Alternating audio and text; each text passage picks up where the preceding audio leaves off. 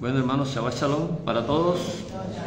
Un gran saludo para todos nuestros hermanos, todos los lugares de la tierra donde estemos reunidos, en el nombre de nuestro Dios, en el nombre de Yehoshua, nuestro Salvador y nuestro Rey.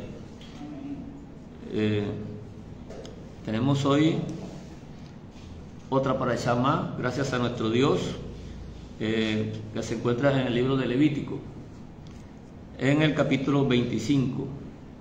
Hoy es un día especial de la semana y gracias a nuestro Dios que nos capacita, nos prepara para que su palabra sea formada en nuestra vida.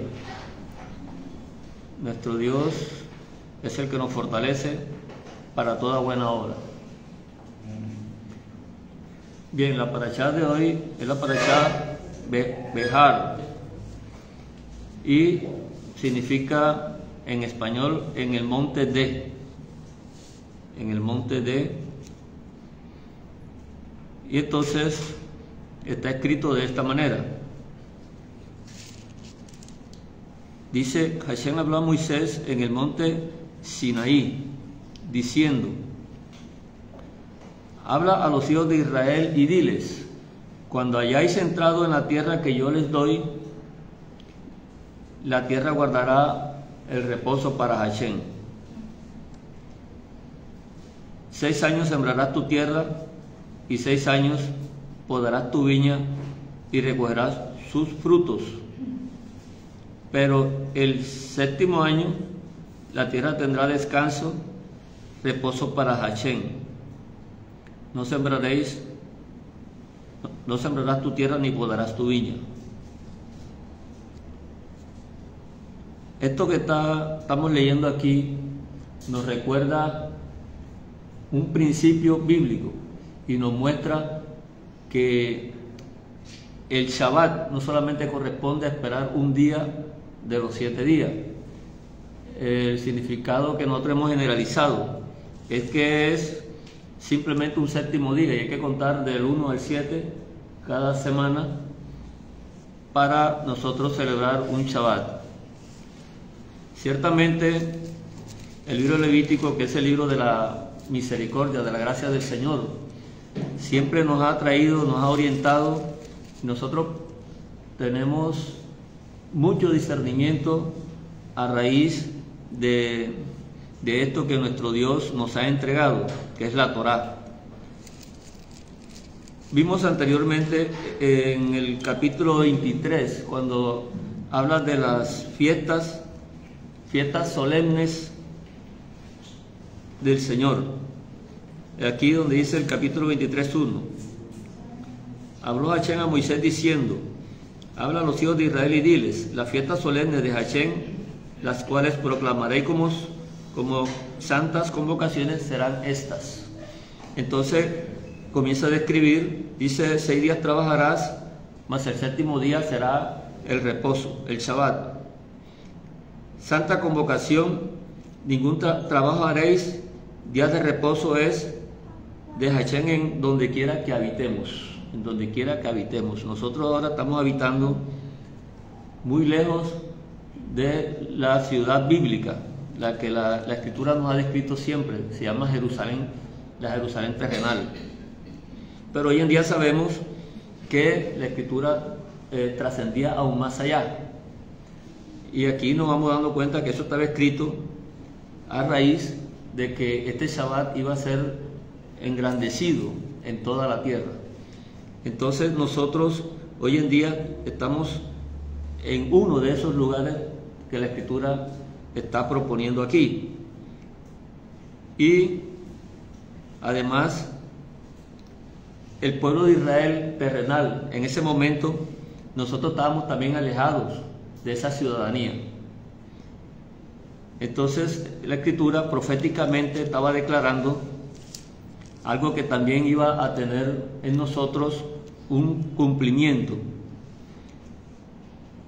Lo que quiere decir la Escritura, que además de que el Señor establece un conteo por días, que es lo que nosotros vemos cada 24 horas cuando el sol se oculta y sale la luna y nuevamente se repite el ciclo. También establece un calendario de fechas donde describe también festividades y este año festivo tiene primordialmente 7 meses, o sea, no es como nosotros conocemos que tenemos que contar siempre 30 días para que se suceda un mes. Simplemente describe 7 festividades que cubren la totalidad del año. Entonces, esa es una manera del Señor también de contar su profecía, de mostrar su profecía, cómo iba haciendo el desarrollo en orden de todas las cosas que se iban a ir cumpliendo una tras otra. Vimos entonces que se cumplió Pesaj, que fue la primera en nuestro Señor Yahushua. Luego vino los panes sin levadura, que representa realmente la limpieza de nosotros. O sea, como un pan sin levadura es un pan que no está lleno de pecado, que no está manchado, porque la levadura representa precisamente el pecado. Después las primicias, ¿cierto? Y luego viene la venida del Ruach HaKodesh, que es el Espíritu Santo, la cual también tuvo un cumplimiento, y el Espíritu Santo fue derramado en el pueblo de Israel, primeramente el pueblo de Israel, y luego en todos los que por la fidelidad de Dios se habían acercado a Él, o que el Señor los acercó a Él, los cuales no pertenecían en ese momento al pueblo de Israel. El pueblo de Israel en ese momento era conocido o era aceptado por una serie de mispat, y uno de los principales era la circuncisión. Era una de las cosas que primordialmente describía lo que era un israelita. Sin esa condición ninguna persona podía ser israelita, y todas las promesas estaban centradas, era precisamente en el pueblo de Israel.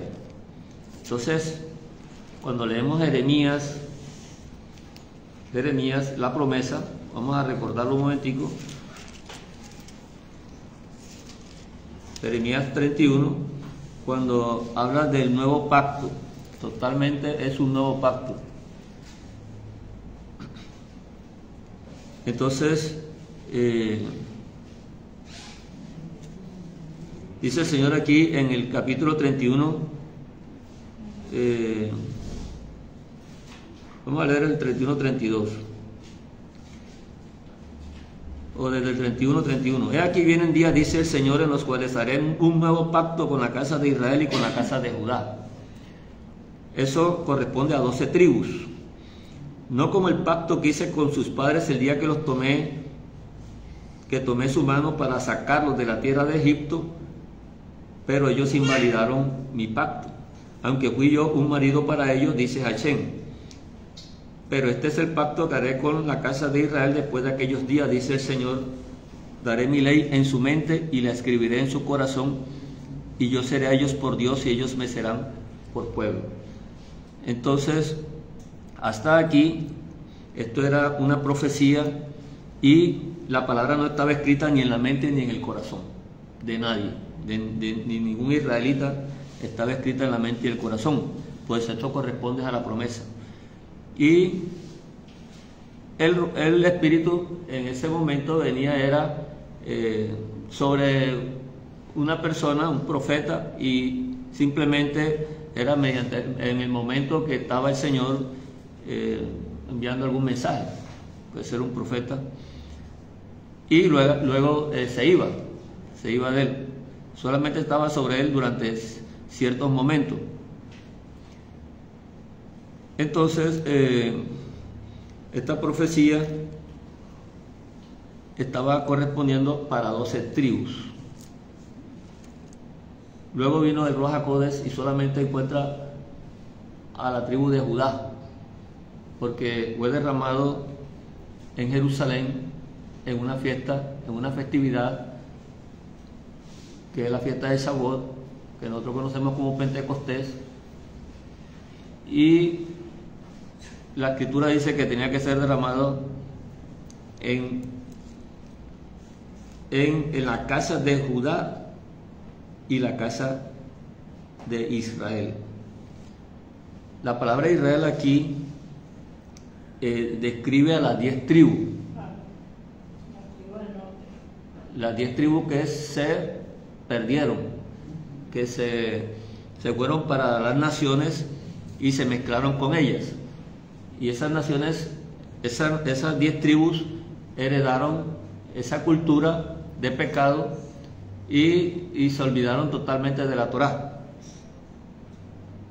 En ese momento que está Judá ahí, solamente estarían ellos recibiendo la Torá, la promesa, pero la promesa dice era que era para las 12 tribus al mismo tiempo, lo que quiere decir que el Ruach HaKodesh estaba llegando era como promesa para todas las tribus, para que se cumpliera, porque no se podía cumplir la mitad, la promesa era completa.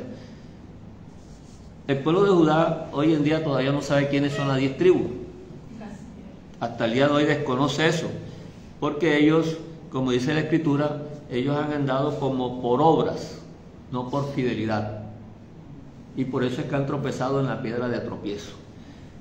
Tenemos que ser claros en esto, no estamos difamando, estamos hablando lo que la Torá nos está manifestando, lo que está incluso literalmente a la vista de nosotros, ¿cierto? No estamos indisponiendo nada absolutamente, simplemente es un análisis que vamos a hacer nosotros. Entonces sucede el caso de Cornelio, que es un soldado romano, y él recibe el Espíritu Santo sin estar circuncidado. Entonces es una gran señal manifiesta para el pueblo que en este momento estaba presente, porque eso era algo difícil. Realmente, si uno fuera ese israelita que estuviera ahí, para que uno lo convencieran, eso iba a ser difícil. Él no es israelita, él es un romano, ¿cierto? Entonces ellos se dieron cuenta que estas personas que no pertenecían a Israel y no estaban circuncidados recibían igual que ellos el Espíritu Santo, el poder de Dios. Y una de las manifestaciones que en ese momento era bastante notable era el hablar en lenguas. Hablar en lengua era algo bien, mostraba algo que no era común, asombroso para ellos. Una señal. Es una señal. Y ellos hablaban un idioma que era entendible por las personas que estaban ahí, a pesar de que nunca habían conocido ese idioma. Entonces, estos israelitas que moraban, o personas de Judá, los habitantes de Judá que moraban en otras partes y habían aprendido otro idioma,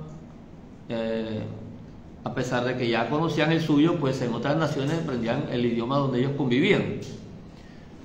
Y cuando vinieron a Jerusalén, ellos oyeron hablar esas lenguas. Acá vamos a leer aquí el libro de Hechos. De Hechos capítulo 2, y miremos aquí 2:7. Bueno, el 2:4 aquí comienza y dice: y fueron todos llenos del Espíritu Santo y comenzaron a hablar en otras lenguas según el Espíritu le daba que hablasen. Eso era propiedad exclusiva del Ruach HaKodesh. Eso nunca lo habían visto ellos. Y para ellos el idioma Kadosh es el idioma hebreo. Y en ningún momento en una sinagoga se aceptaba hablar la escritura si no era en el hebreo. Era un respeto total. Entonces esto era una contraposición a sus ideales, a sus ideas y a las cosas que ellos habían sido enseñados desde pequeños. Porque dice aquí que en el 7, y estaban todos, bueno, el 5, moraban entonces en Jerusalén judíos, varones piadosos de todas las naciones bajo el cielo. Ahí está. En todas las naciones ellos tenían que venirse a congregar a Jerusalén 3 veces al año, durante 3 festividades, y este era una de ellas.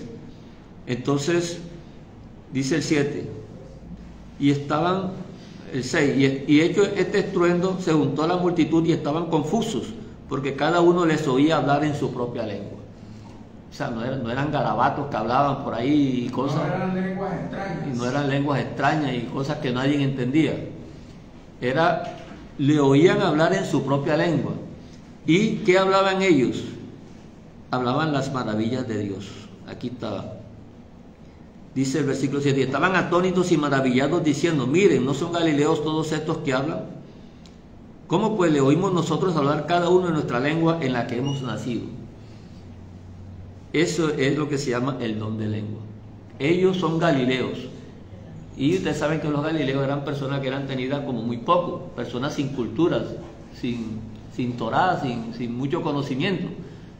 Y cómo es que ellos, que nunca habían ido a una universidad, a una escuela, hablaban esos idiomas que a ellos de pronto les costó aprenderlo en otros países, y lo hablaban de pronto. Y ellos hablaban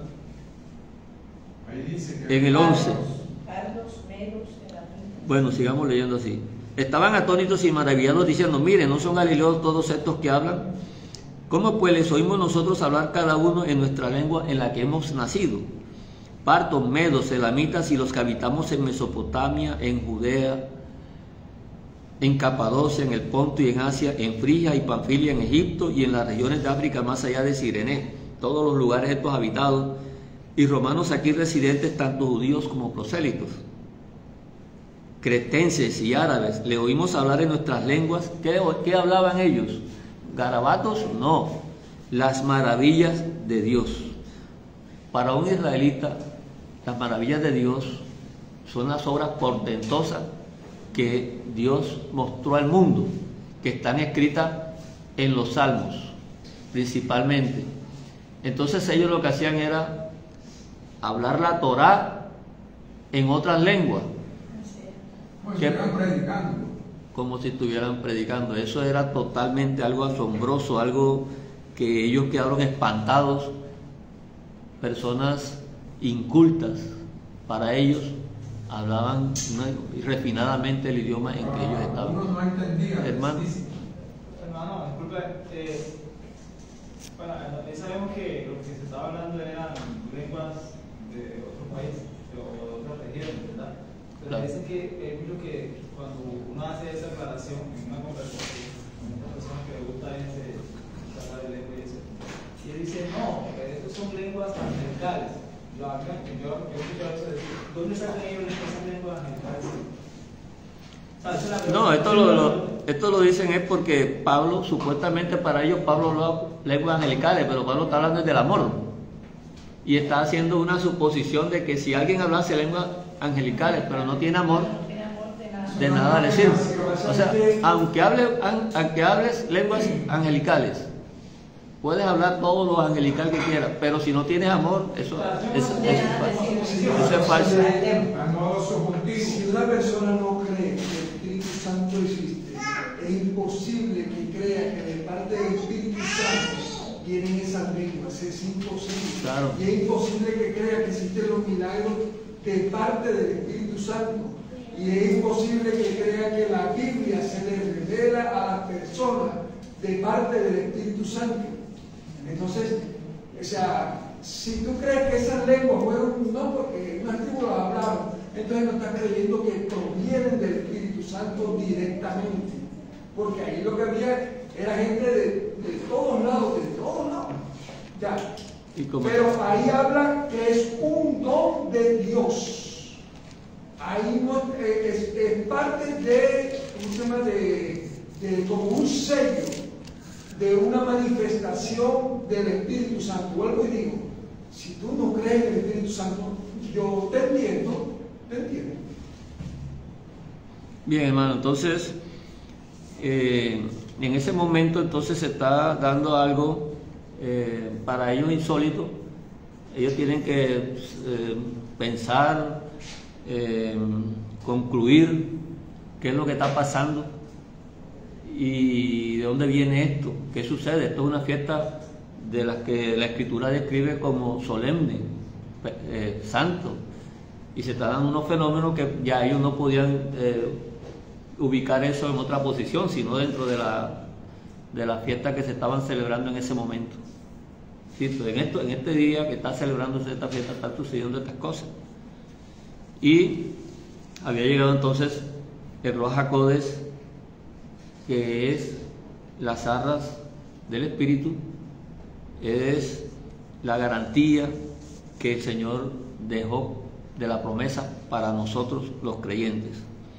Por eso, entonces estamos viendo que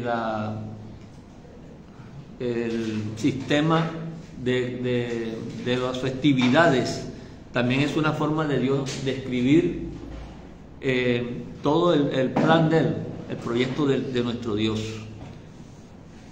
Y aquí en Levítico, entonces, también de esta manera, el Señor dice que cada 7 años, durante 6 de ellos, se podía cultivar la tierra. Como dice aquí Levítico 25:3, 6 años sembrarás tu tierra y 6 años podarás tu viña y recogerás sus frutos. 6 años. Pero el 7º año la tierra tendrá descanso, reposo para Hashem.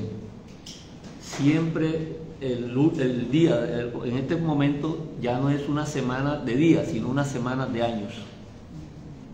Llamémoslo semana, esa palabra en sí no existe, ¿verdad? Son 7 semanas, y una de esas 7 son 7 años, y el 7º año entonces no podían ellos ni sembrar ni recoger el 7º año. Entonces viene también que de los 6 años, ya no son días sino ahora años. Igualmente notamos el mismo principio. Es para que no nos encerremos todo el 7º día, sino que el Señor en el fondo está transmitiendo algo. Entonces ahora nos pone de otra forma el mismo principio de los 7 años, y uno en que no se va a recoger ni se va a cultivar nada. Y también dice el versículo 5, lo que de suyo naciere en tu tierra segada no lo segarás, y las uvas de tu viñedo no vendimiarás, año de reposo será para la tierra. Es difícil que aquí son 7 días que nosotros laboramos, y el 7º día lo pensamos mucho, porque es un día que no laboramos, pero un día de pronto no es tan notable.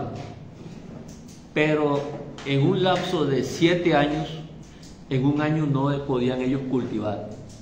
Entonces ya era un año que tenían que estar sin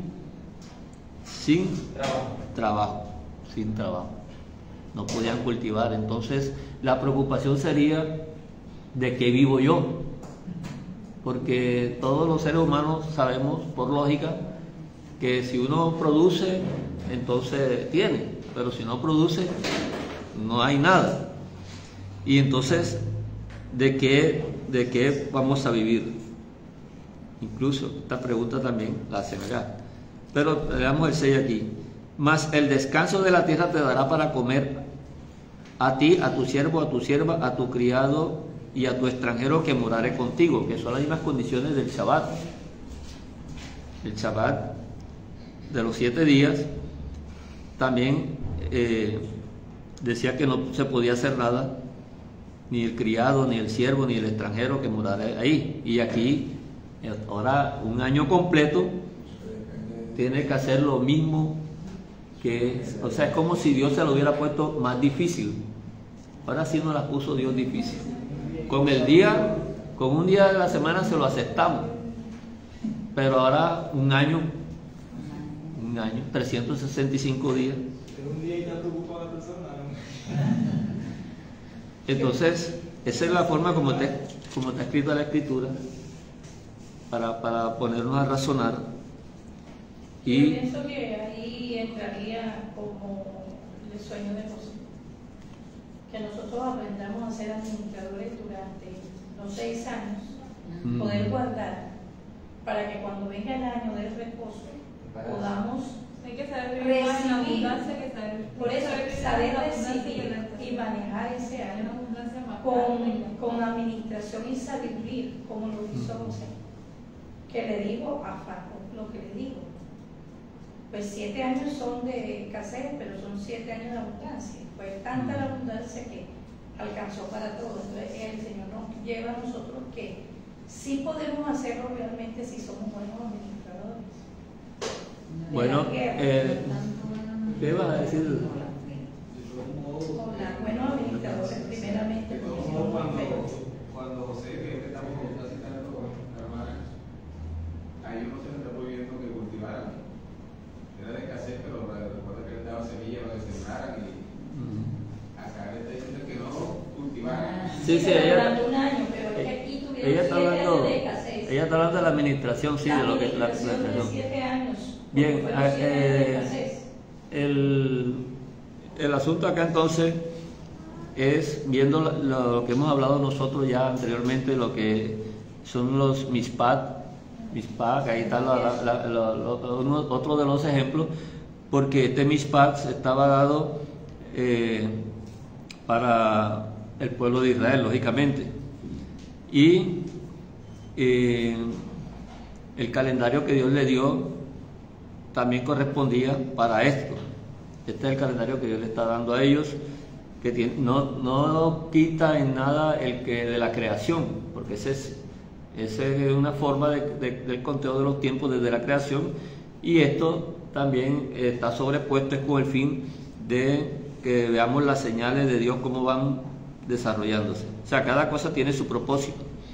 Entonces, en este caso, vimos el de los 7 días, vimos ahora el de los 7 años, y la fórmula es la misma, el principio es el mismo, hay que reposar. Ahora nosotros, como vemos este mispah ya ha tenido una regulación, nosotros no tenemos plantaciones, Sí, claro. nosotros no cultivamos, y entonces lo que tenemos que enfocarnos es en el principio, a dónde lleva esto, porque precisamente es que esto es para llevar a una parte, para que sea completado. Entonces dice más abajo, este también es lo que se conoce como la semitad, ¿cierto, hermano Orlando? Sí. Sí, Bueno, y después aquí en el versículo 8 dice, y contará 7 semanas de años. Ahora viene otra fórmula, 7 semanas de años, 7 veces 7 años. O sea que ahora 7 años corresponden a una unidad. Y de modo que los días de las 7 semanas de años vendrán a hacerte 49 años. 49 años.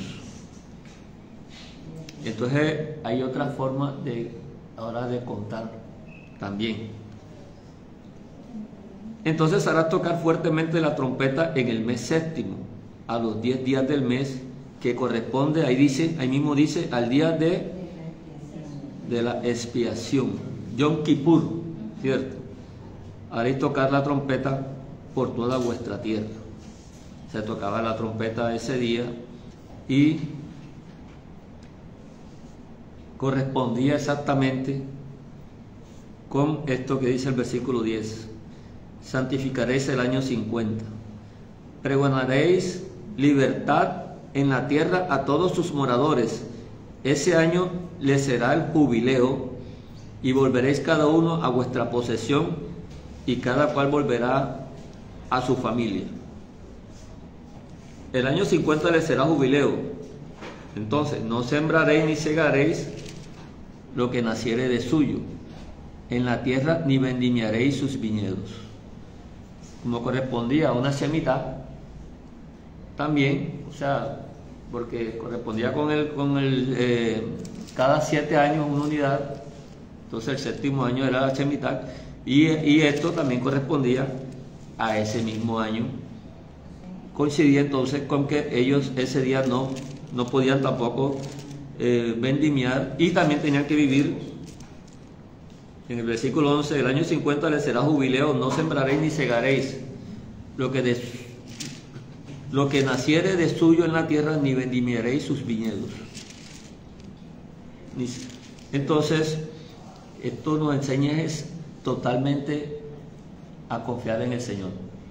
El que no cree en el Señor, el que no creía en el Señor, el que no le parecía que eso fuera lógico, que el Señor no iba a cumplir eso, entonces simplemente no lo aceptaría y no lo respondería. Pero como esto era algo legal, era lo que dice aquí el verso 20, 19 y 20 del 25. La tierra dará su fruto y comeréis hasta saciaros, ¿sí ves? Y habitaréis en ella con seguridad. Y si dijeres, ¿qué comeremos? El séptimo año, he aquí no hemos de sembrar, ni hemos de recoger nuestros frutos. Entonces yo os enviaré mi bendición el 6º año, así como hacía él, que le decía a su pueblo en Shabbat que recogiera, porque él iba a guardar para él y para el otro. Entonces, no es solamente la fe, sino la administración que nosotros tengamos en cada una de las cosas. Y aquí nos lo está diciendo, que nos va a bendecir.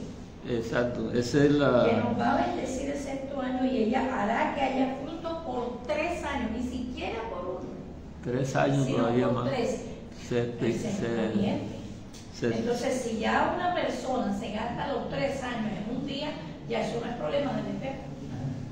Cierto, entonces mientras ellos sembraban, ellos seguían comiendo de lo que estaba ahí. Me refiero, si tú sabes que tú tienes que comer para alimentarte, no es para desbordarte ni para regalar, sino para guardar y ser buena mujer. Porque eso es importante. Si estamos hablando de cada 7 años, ahora está hablando de 49 años. El año 50 también es igual. O sea, serían 2 años. Ya no sería un año, ahora serían 2. Pero de igual El manera, 49 y el 50. Sí, él se declaraba el jubileo en el año 50, exacto. Entonces, sí, aquí dice que había para 3 años, lo que leyó la hermana. Que el Señor lo miente cuando dice. Entonces, igual que hoy, me imagino que en ese tiempo un israelita, y de pronto más difícil porque era un año completo, y en este caso que vemos entonces serían 2 años, como ellos tenían esa forma de practicar realmente el mandamiento, de practicar la mishpat, y qué les representaba a ellos eso. Actualmente ellos, yo he oído, porque como yo no he ido allá, que ellos todavía, no sé si todos, respetan lo que es esta Shemitah. Sí. Lo que no ya no se respeta es el jubileo. Sí, pero uno ve, por lo menos estamos hablando de panes sin gradura, cómo se reúnen los que más tienen para ayudar a los que menos tienen, para suplir, que es lo que muchas veces nosotros no hacemos como creyentes, que a veces tenemos un poco más, pero tenemos al de al lado y nos olvidamos del de al lado. Y nos atesoramos más en vez de darle al de al lado. Cosa que yo admiro mucho de los hermanos mayores es eso, que ellos sacan camiones, pero en cantidades de comida para abastecer y hay neveras para la gente que no tiene, colocadas en las calles, para el que no tiene y lo puede usufructuar. No me lo han contado, lo he visto, me lo han mandado. Hermana, ¿qué hermano mayor? Los hermanos mayores. Judá, ella se refiere a Judá. A Judá. Bueno, sí, con la parábola del hijo pródigo está claro que el hermano mayor es Judá. Judá es Y eso se está, mayor, eso se está ellos han refiriendo a eso. mantenido lo que nosotros dejamos de perder cuando el rey Jeroboam cogió y dispersó las 10 tribus. Y eso pasó y ha pasado porque nosotros nos contaminamos en todo el Orán, en todo el universo, y estamos ahora retomando y volviendo a nuestra raíz. Bien, Eso debemos hacer. ese día de jubileo entonces se tenía que tocar la trompeta, se tocaba la trompeta y el 25:10 dice que se pregonaba la libertad en la tierra a todos sus moradores. Este año les será de jubileo y volveréis cada uno a vuestra posesión y cada cual volverá a su familia. Entonces ya conocemos nosotros la historia de como nos enseñaron la Mishpat, que una persona cuando empobrecía a veces le tocaba venderse como siervo. Dice aquí por lo menos, vamos a leer aquí en Levítico 25 24, vamos a ver. Por tanto, en toda la tierra de vuestra posesión otorgaréis rescate a la tierra. Ese es el jubileo, ¿cierto? Cuando tu hermano empobreciere y vendiere algo de su posesión, entonces su pariente más próximo vendrá y rescatará lo que su hermano hubiere vendido. Entonces, culturalmente eso era una de las cosas del derecho, y eso, todos estaban pendientes a eso. Llegaba el año del jubileo, pero el jubileo solamente se daba si la persona cumplía un ciclo de vida hasta la vejez. Solamente podía haber el jubileo una sola vez en su vida, porque es cada 50 años. Entonces, ellos vendían una posesión, una tierra, o se vendía como esclavo. Precisamente el jubileo tiene que ver con esa relación del asunto de lo que era la propiedad de la tierra y de los esclavos. Ese es uno de los fundamentos. Y cómo podía ser rescatado o redimido. Entonces la tierra podía ser rescatada según el número de años que faltara para llegar al próximo jubileo, porque eso se medía por el tiempo de las cosechas.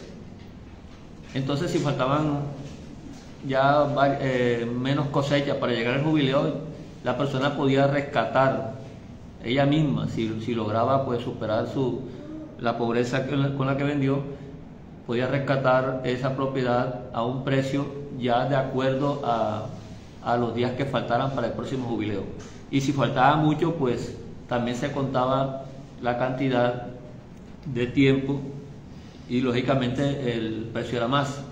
Pero también podía ser rescatado por una persona que era un pariente cercano, ¿cierto? Un tío, un primo, un hermano. Y de ahí también tiene mucha relación con el asunto de el pariente cercano, con el asunto de la primogenitura. Ahí también entra eso. Por eso es que vemos en la historia de Ruth. Ruth es la moabita, y es interesante este asunto porque no es israelita, es moabita. Y ella se viene con su suegra después que murió su esposo, y también el esposo de Noemí, su suegra. Entonces los dos hijos de Noemí murieron y una de las esposas se quedó allá en Moab, se volvió con sus padres, con sus dioses, pero esta dijo que no. Entonces Ruth, al venirse, tenemos que tener en cuenta que Noemí es una mujer, porque la primogenitura en la escritura se estaba dando era según los mispat. Eso es ahí invariable, era por el varón. Por eso aquí vemos algo muy, muy interesante y muy importante, porque es que a Noemí se le habían muerto todos los varones. Entonces, hablando de la redención, y precisamente este día del jubileo, que se podía también redimir o se podía rescatar por un pariente cercano. Si un pariente cercano lograba reunir, ya no esperaba quién sabe cuánto tiempo le tocaba a Noemí, de pronto ya ni llegaba ya. Pero el asunto fue que su nuera se volvió con ella, pero también es una mujer. Quiere decir que ya por medio de Noemí no había primogénito, porque el primogénito era por los varones, ¿cierto? Y había muerto el esposo de ella, habían muerto sus hijos. Entonces, como volvió Ruth con ella, vemos cómo la Torá establece un cambio que está por encima de los mismos mispat. Está por encima de los mismos mispat. O sea, que disculpe, hermano, así como esa situación que sucedió ahí no se ha visto en otro momento. Eso hay que hacer porque si nos vamos por la parte legal de la Torá, no se puede, lo que hizo Ruth no se puede hacer. Sí, no está en lo lógico. Mira, exacto. Capítulo 3 de Ruth. Ajá, hermano, siga. Entonces, eso es lo que quería. Bueno, eso es lo que vamos a tratar de analizar un poquito acá y ahí vamos. 3.1 dice: después le dijo su suegra a Noemí,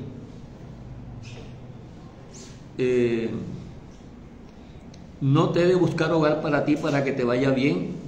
¿No es vos nuestro pariente con cuyas criadas tú has estado? He aquí que él avienta esta noche las palmas de las cebadas. Ya ella había ido a recoger lo que decía la Torá.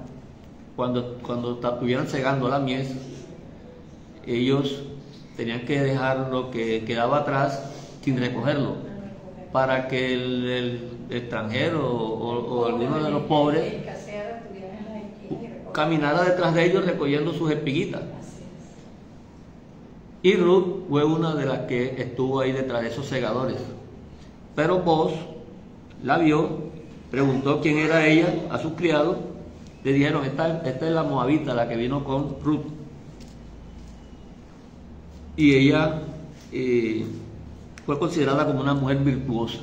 Aquí lo dice en el 3.11.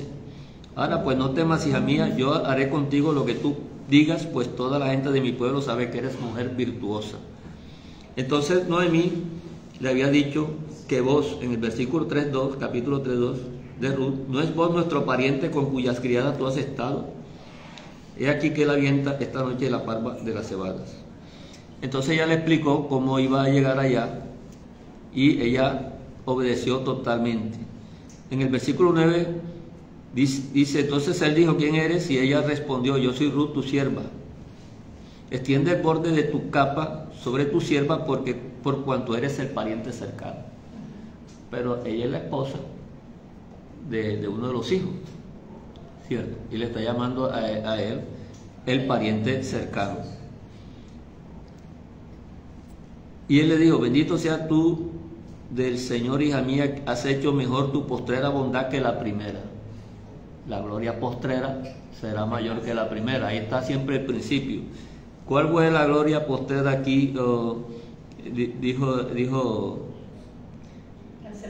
y él: bendito seas tú del Señor, hija mía, has hecho mejor tu postrera bondad que la primera, no yendo en busca de los jóvenes, sean pobres o ricos. Y ella no le importaba, se ve que no le importaba nada eso, porque se había vuelto con Noemí y le había confesado en el capítulo 1, 16, le decía a Ruth: no me ruegues que te deje y me aparte de ti, porque a donde quiera que tú fueres iré yo, y donde quieres que vivieres viviré. Tu pueblo será mi pueblo y tu Dios mi Dios. Donde tú murieres moriré yo, y allí seré sepultada, así me haga el Señor. Y aún me añada que solo la muerte Mire usted, eso es lo que se habla de la boda, que solo la muerte hará separación entre nosotras dos. Pero había un pariente más cercano, pero este era ambicioso. Y ahí es donde le dice Booz, en el versículo 12, y ahora, aunque es cierto que yo soy pariente cercano, con todo eso hay pariente más cercano que yo. Entonces, dice, pasa aquí la noche y cuando sea de día, si él te redimiere, ni modo.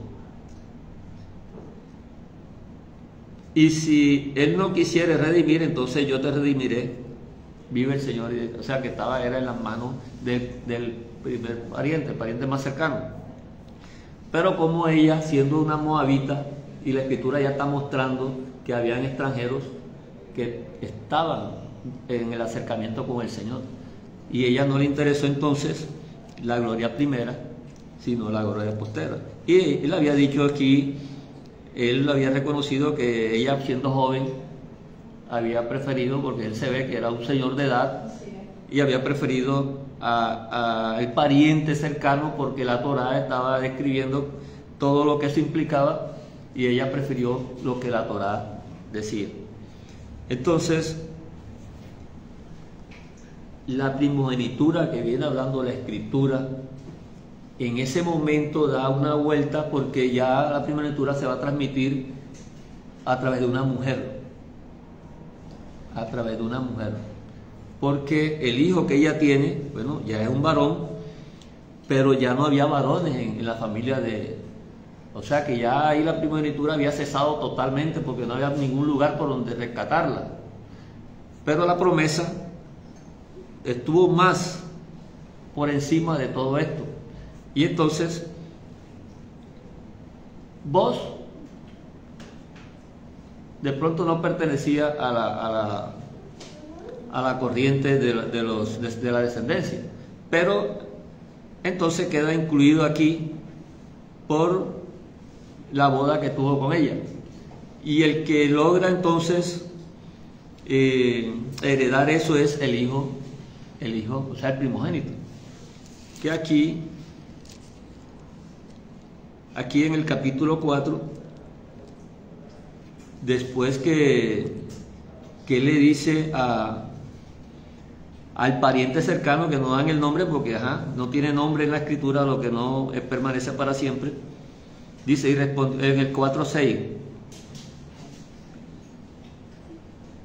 Vamos a leerlo aquí desde el 4. Y yo decidí hacértelo saber y decirte que la compres en presencia de los que están aquí sentados y de los ancianos de mi pueblo.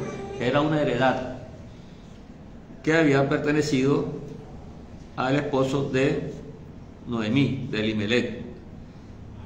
Entonces, si tú quieres redimir, redime, y si no quieres redimir, decláramelo para que yo lo sepa, porque no hay otro que redima sino tú y yo después de ti. Y él respondió, yo redimiré.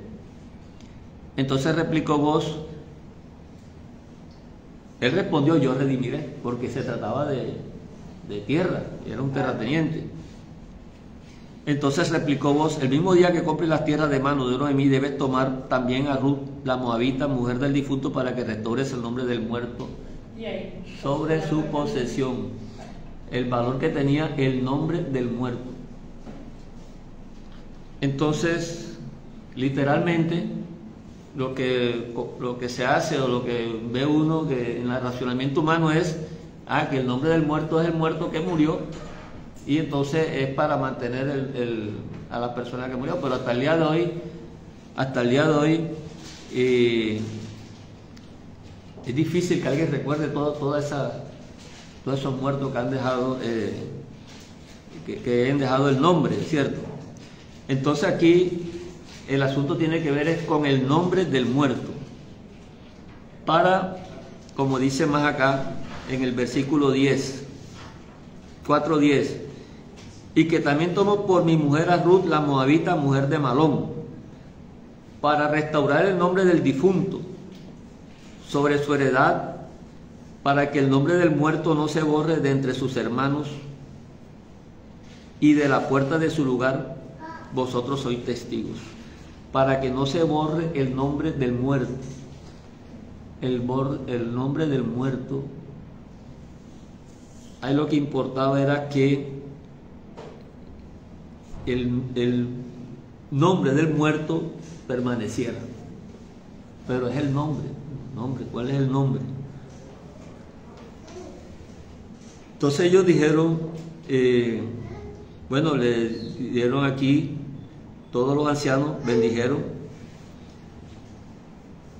y incluso en el versículo 12, sea tu casa como la de Fares, el que Tamar dio a luz a Judá.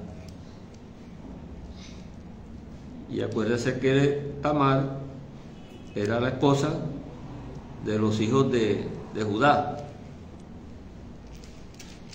que murieron, y él no le quiso dar el tercero porque también ya iban dos y ya se le dio miedo. Entonces ella se disfrazó y entonces tuvo el primogénito de Judá. Entonces Noemí tuvo este hijo, Ruth tuvo este hijo, y aquí en el 14, Ruth 4:14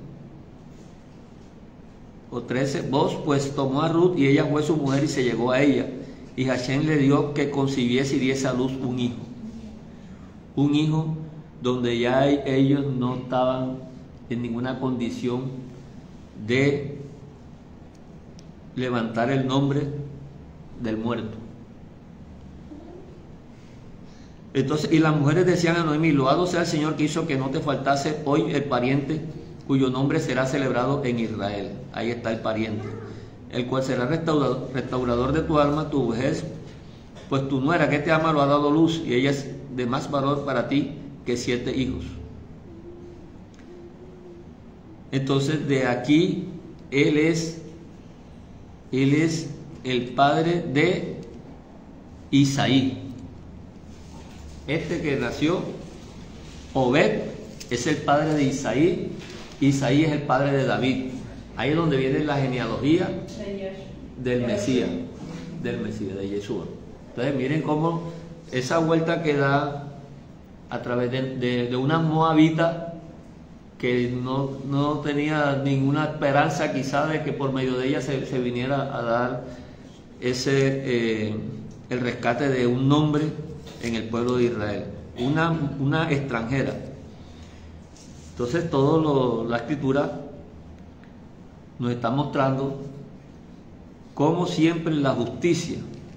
Vamos a ver Proverbios 21:3.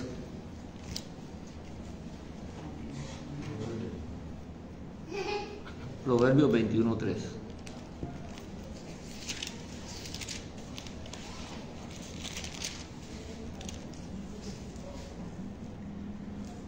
Hacer justicia y juicio es a Hashem más agradable que sacrificio. La justicia y juicio es mayor que cualquier mispat que hay en la escritura. Eso es lo que está diciendo ahí. Es mayor que cualquier sacrificio.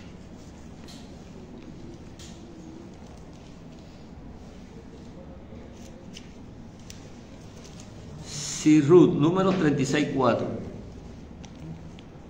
Número 36:4. Número 36.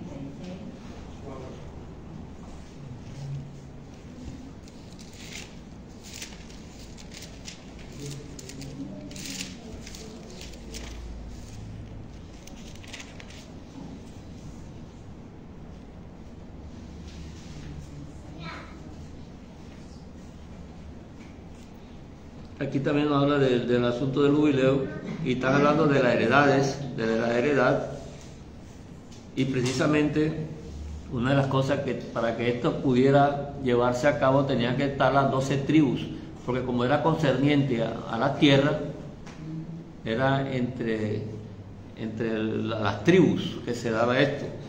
Entonces el 36:4 dice que cuando viniera el jubileo de los hijos de Israel, la heredad de ellas será añadida a la heredad de la tribu de sus maridos. Lo que quiere decir que cuando un israelita de una tribu se casaba con un israelita de otra tribu, la heredad pasaba a ser de la tribu del varón, del esposo. Esa era otra cosa de las que se hubiera podido perder la heredad de parte de Judá, porque de ahí era también Boz, era de Belén de Judá. Entonces, todas las cosas fueron encajando.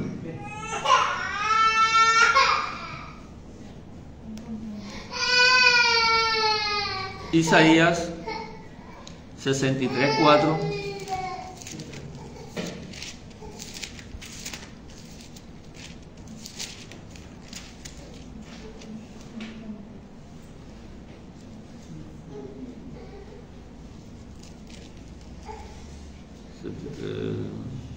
no es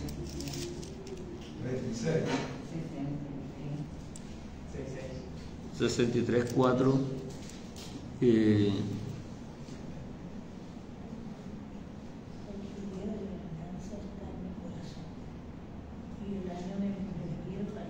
habla de un año de los redimidos del Señor. Un año, estamos hablando entonces de el conteo del tiempo por años, y tiene que ver entonces una alusión que hace Isaías aquí a este año de los redimidos, el año de la remisión. En pocas palabras se está refiriendo a lo que es el año agradable del Señor. Lucas 4:19.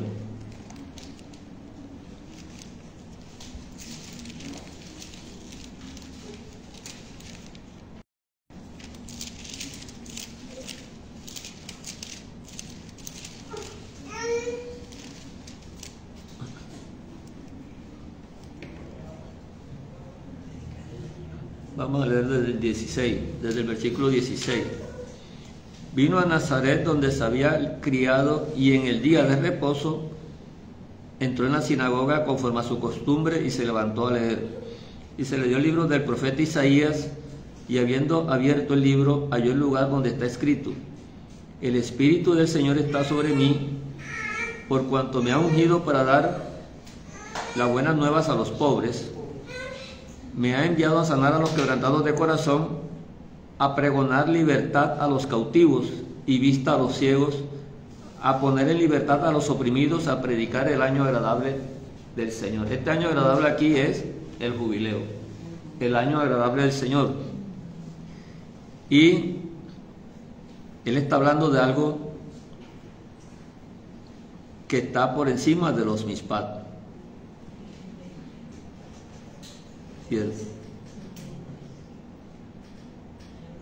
A sanar a los quebrantados de corazón. Eso no lo podía hacer nadie. Totalmente. O sea, ahí fue donde él destacó y dijo: yo soy el que ustedes estaban esperando. Exactamente. Yo soy el que realmente le voy a dar la libertad. Le voy a quitar de la esclavitud, porque es que todos ustedes son esclavos del pecado. Entonces yo vengo a ponerlos en libertad. Entonces, en una cultura donde el Señor preparó para hablar en estos sentidos, esto era entendible. Y con tanta trampa que hacía.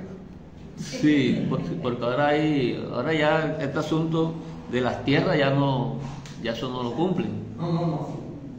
Que el verdadero jubileo de Mashiach, hermano, se la libertad, la cautividad.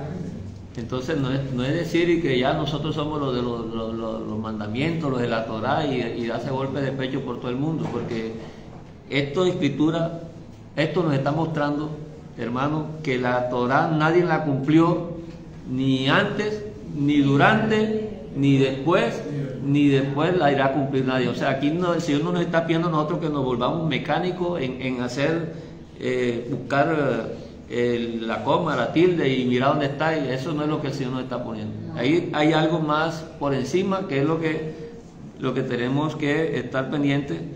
Entonces, la justicia y el juicio es mayor que el sacrificio. Isaías 53, 8. Vamos a leer 53, 8 de Isaías.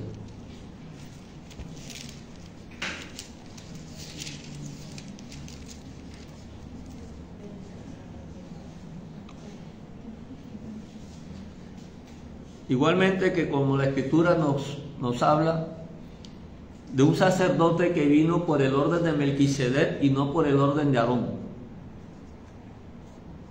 Ya nosotros no vemos la promesa por ninguna conexión con el orden de Aarón. Tenemos que mirarle por el orden de Melquisedec, que es la explicación que da la Escritura, que no tiene genealogía, ni principio, ni día, ni de fin. Y esto también Isaías. Entonces, aquí también, refiriéndose al Mesías, que es el texto que el hermano mayor hoy no entiende, ¿cierto? Porque dice que son ellos. Está hablando de alguien que ha sufrido. Y está hablando de esa parte. El abuelo mayor. Vamos a ver desde el 7. Angustiado él y afligido no abrió su boca. Eso no es las tribus ni nada de eso. Como cordero fue llevado al matadero. Eso no se está refiriendo. Y como oveja delante de sus trasquiladores enmudeció y no abrió su boca.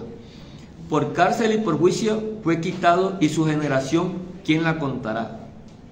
Porque fue cortado de la tierra de los vivientes, y por la rebelión de mi pueblo fue herido. Ahí mismo está echando la culpa al pueblo. O sea, de donde el mismo pueblo va a herir el mismo pueblo.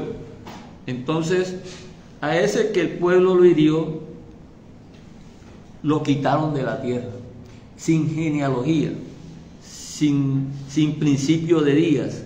Dice aquí que quién va a contar la generación. Por lo menos veníamos con Ruth y venimos contando la generación. Obed, después Isaí, y después David.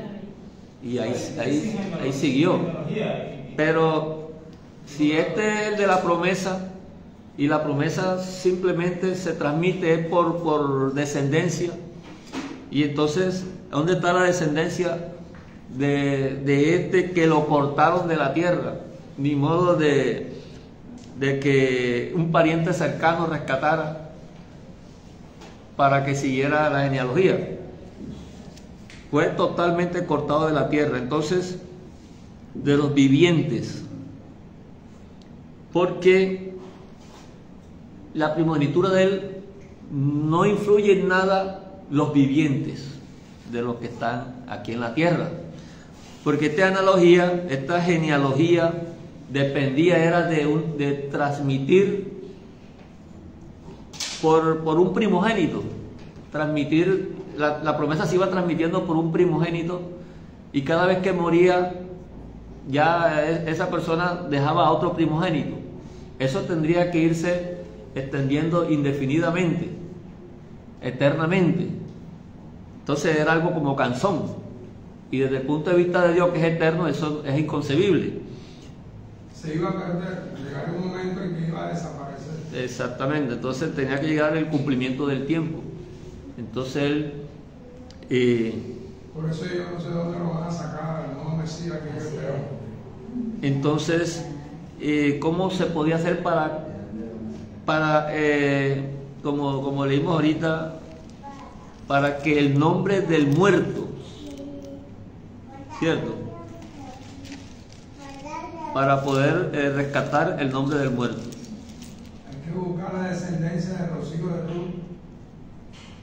Y como este no tiene descendencia, ese nombre del muerto, porque el Señor murió, ¿cierto? Para restaurar el nombre del difunto sobre su heredad. El nombre del difunto en este momento entonces es el Señor. Él murió, y esta herencia terrenal no tiene ninguna conexión con la vida eterna, porque no son, no tienen comunión, no son compatibles. Entonces el Señor va a tener una ley diferente a esta que es cambiante, que tiene que ser transmitida por muertos. Cada vez que se muere alguien, por muerto.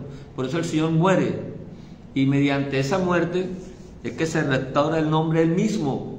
Él mismo restaura su propio nombre sin que nadie lo rescate, y bajo ese principio toda la herencia o toda la descendencia de Él, que es incontable, porque esa es la promesa que le hace el Señor a Abraham. Incontables como la arena del mar, así será tu descendencia. Y casualmente, hablando de esos principios,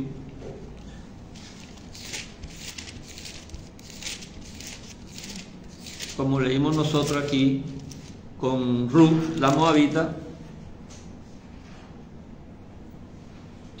ella también dejó su madre y su padre, igual que lo hizo Abraham. Vamos a ver si encuentro aquí el texto rápidamente. 2:11 de Ruth.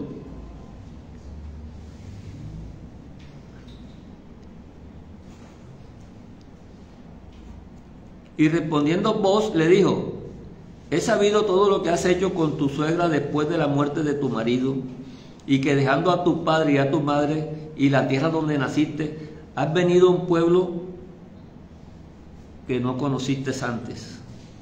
Dejaste a tu padre, sal de tu tierra y de tu parentela a una tierra que yo te mostraré. Ese es el principio de la fidelidad totalmente en Ruth.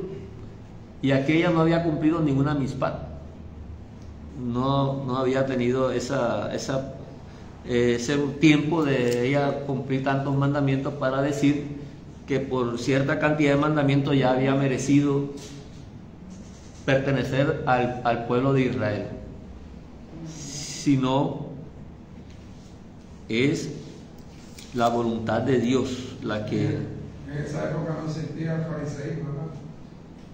Exactamente, no estaban ni las leyes, no estaban, o sí, las leyes sí estaban, lo que no estaba era el fariseísmo, pero en asuntos de la mispad, como existe una carrera es por el que más haga mispad, el que encuentre las que no se han hecho y las haga. Entonces, no tenían esos problemas dogmáticos, ya me entienden. exactamente. Era la Torá no solamente para judíos, sino también para gentiles. O sea, fíjate tú que como vos reconoces, ya me entiendes, que ella era extranjera, pues, no tuvo que pasar por la purificación.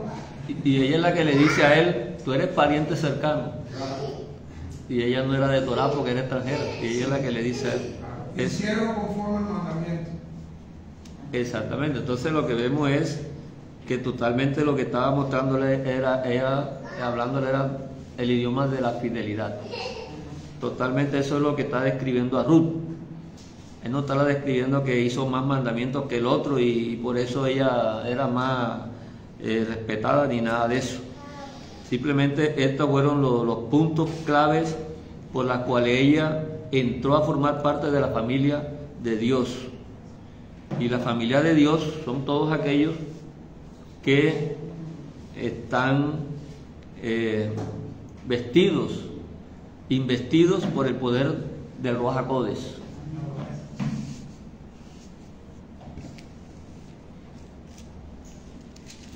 Vamos a leer el de Mateo 11:5 y cerramos con este.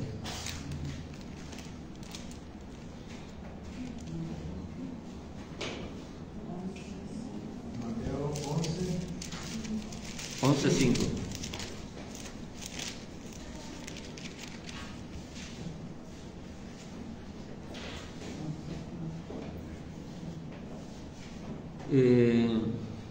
Bueno, estaba Juan allá en la cárcel ya. Él le manda y le pregunta 11:2, vamos a ver. Y al oír Juan en la cárcel los hechos de Cristo, le envió 2 de sus discípulos para preguntarle: ¿eres tú aquel que había de venir o esperaremos a otro? Respondiendo Jesús les dijo: vayan y háganle saber a Juan las cosas que oís y veis. Los ciegos ven, los cojos andan, los leprosos son limpiados, los sordos oyen, los muertos son resucitados, y a los pobres es anunciado el Evangelio.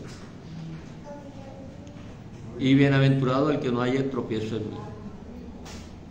El año agradable al Señor, el año del jubileo. En pocas palabras, el Señor estaba redimiendo